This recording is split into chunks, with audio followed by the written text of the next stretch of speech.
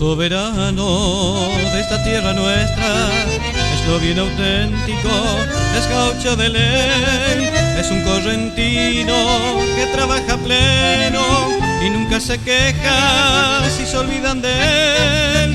Es trabajador del campo argentino, también se enamora de una guaina fiel, no tiene pretexto si te da una mano, es muy buen amigo cuando quiere ser.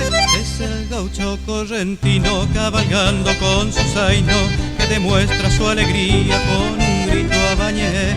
El rebenque en la mano, con el lazo a su costado, va silbando como siempre un famoso chamamé.